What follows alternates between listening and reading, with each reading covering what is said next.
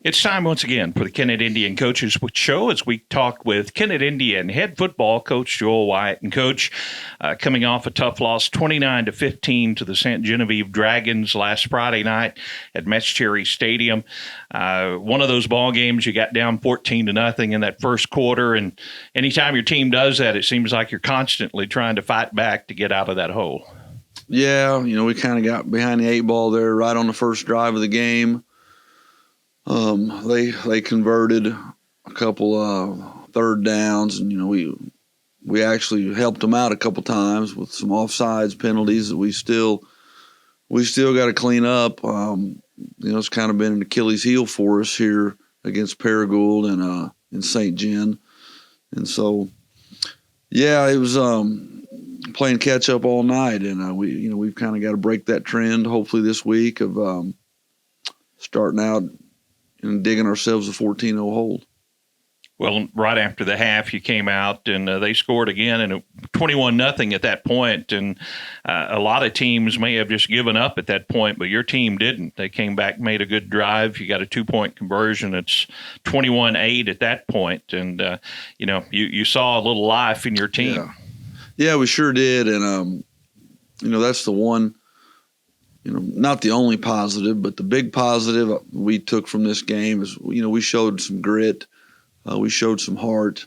When you get down 21-0 in the third, some kids, especially a team like this, that didn't win a game last year, they could have kind of had that, well, here we go again. And they didn't, so I was really proud and impressed with the kids fighting back.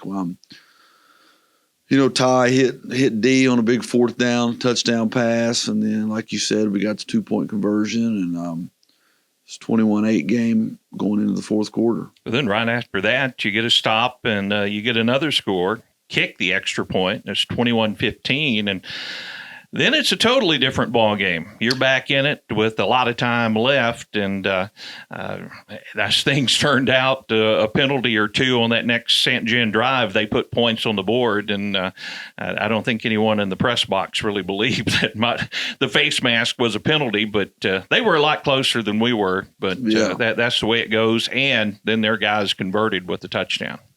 Yeah, again, we're proud of the kids for converting on another fourth down. It was pretty well covered play. I mean, Ty just threaded the needle, and D made a nice catch, and he had a great downfield block by Zane Franklin, and D cut it back and got to the end zone there. I think his first touchdown was maybe 51 yards, and this one might have been 52. So a couple of big plays there for D. Anthony, and we kicked it, made it 21-15, and we've got some momentum. And then, like you said, we had them stopped, or either it was a third down, going to be fourth down, and then we had that questionable face mask call, and not only was it face mask penalty, and it was a 15-yard kind, and so that kept St. Jen's drive going, and they were in 4-down territory when it happened. And they're tough to stop when you give them 4 downs. They're happy with taking 3 yards in a cloud of dust. When you got a running quarterback like they do, they're good at what they do, pulling those guards or running counter. They're really good at their scheme, and their quarterback. He's a 190-pound kid. You see him up close.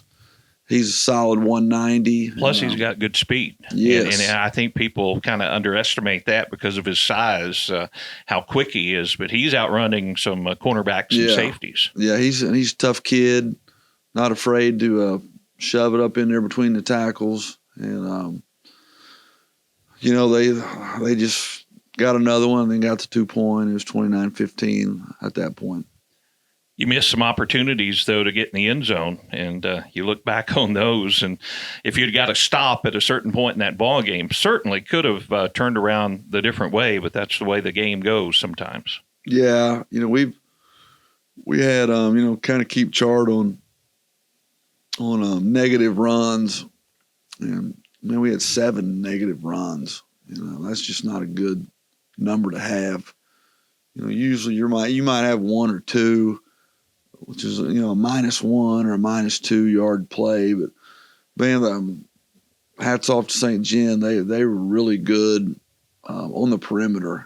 Those ends they had were really not squeezing down like we had thought. They were playing anything out in the flats, giving them another hat out there, taking some of our swing routes away. So they did a good job, and right now we're not the bully that I hoped we will be in the A and B gaps where we can punch people in the mouth. We're making progress. We're getting there. Hopefully, come district time, we can be. But right now we're still having some issues running the football in the A and B gap and communicating. We're starting a freshman at right tackle, and there's some growing pains there. And then I mentioned this after the game. We've got 3 guys. I think I even mentioned it Paragould game. We got 3 guys: Joel Lopez and Austin Gaddis and Chris Martin. They never came out of the game on O&D. Their only rest was some special teams. So they're playing over 100 snaps, and man, it takes its toll on you when your opponent is not doing that. If your opponent is, then it's kind of even Steven there because they're going through the same thing. But we just get wore down, and so we've got to find some depth, and but right now it's hard to do. You mentioned, the offensive and defensive line and how they're, coming together and keep improving. But one thing you can't do is make them bigger at this point in the year. Yeah. And I'll tell you what, St. Gen had some big bodies in there. They did. And like I said last week on the show, they didn't have any bellies either. They were lean, good-looking kids that could run, put together. Not really any of those jug butts, thick guys that have trouble moving laterally. These guys could run, and so we've seen a couple weeks of that now with Paragould. Paragould's D line was good too with Paragould and St. Gen now. Well, you had a couple of players that was impressive. Once again, Ty Jones, your senior quarterback, had another really nice night. But D. Anthony, another one of those seniors that we didn't get to talk about a whole lot last year, but he has really stepped up for you. And, of course, the big plays against St. Gen. But we see really what he can bring to your team. Yeah, he, was kind of quiet at Portageville. And then he had the big touchdown catch that kind of got us going at Paragould on the post route on a 4th down play. It kind of gave us new life. And, two long touchdown catches here against St. Gen. And, he's doing some good things on both sides of the ball. He's really doing a good job at will linebacker for us also. Well, that's another one of the guys. He may not play every snap, but he's in there a lot. And the position he plays, they're covering a lot more ground than some of the other guys. Yeah, you're right. He's running routes or he's blocking. Then you got to get back in the huddle. And then defensively as well, he's out there in space running more. So, him and the 3 linemen and then Hollywood as well. They're pulling double duty and getting a lot of snaps. Well, Coach, let's take a break. Homecoming this Friday night, and you take on the Kelly Hawks, and another one of the teams I know the Indians would like to get some revenge on, especially on homecoming night. We will look at the Kelly Hawks and that homecoming matchup when the Kennett Indian Coaches Show continues right after this. Back with Coach Joel Wyatt as we prepare for the homecoming week matchup against the Kelly Hawks. Kelly currently 2-1. Coming off a 22-14 win over Charleston in week 1. Then they lost to Scott City 16-14. And then last week, 14-0 over Doniphan. Kelly's one of those teams that are playing those low-scoring games, and your guys have been putting up some points. And so this is you got a funny matchup here when these two teams meet. Well, it's kind of weird. Because, I don't mean to correct you there, but they beat Scott City and they lost to Charleston week 1. But Scott City is a talented ball team. They scored 52 points on Hayti. And watching their film against Kelly, Scott City's got an agile, dual threat quarterback. They got a heck of a running back who had, I think, close to 300 yards rushing against Hayti and 6 touchdowns. And, they got a good blocking fullback and some of the stuff they do. So they got some athletes. And Hayti is not the type of team that you would think that Scott City would go and do that against. I think, getting some of those kids from Chaffee has helped. I heard most of them are linemen, have helped. But I was totally shocked by that score with Kelly.